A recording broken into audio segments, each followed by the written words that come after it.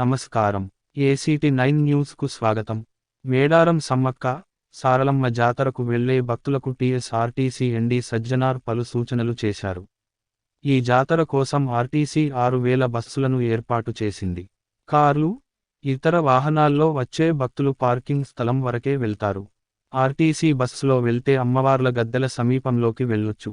బస్సుల్లో ప్రయాణించి సురక్షితంగా వనదేవతలను దర్శించుకోవచ్చు అని వీడియోను రిలీజ్ చేశారు.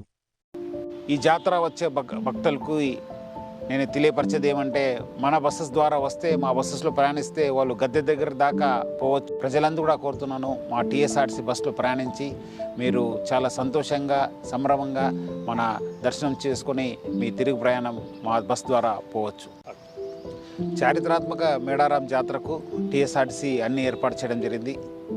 మనము గతంతో పోలిస్తే ఈసారి మనము దాదాపు 6000 బస్సెస్ని మనము కేటాయించడం జరిగింది. ముఖ్యంగా ఈసారి మహాలక్ష్మి పథకం ఉండడంతో ఎక్కువ మహిళలు, ఆడపిల్లలు, థర్డ్ జెండర్ వాళ్ళు వస్తారని చెప్పి మనము అంచనాతోనే ఈసారి మన బస్సెస్ కావచ్చు, క్యూ లైన్స్ కావచ్చు, పార్కింగ్ ఫెసిలిటీస్ కావచ్చు, అకామిడేషన్ ఫెసిలిటీస్ కావచ్చు, అన్నీ కూడా మనం ఎక్కువ చేయడం జరిగింది.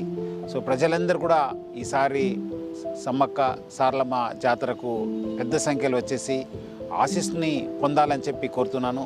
అదేవిధంగా అక్కడక్కడ కొన్ని బస్సెస్ మనము విడ్రా చేయడంతో కొంత బస్సెస్ కూడా తక్కువ ఉండొచ్చు. ప్రజలందరూ కూడా మా డ్రైవర్సు, కండక్టర్సు, మా సిబ్బందితో కూడా కోఆపరేట్ చేయాలని చెప్పి నేను మరి కోరుతున్నాను.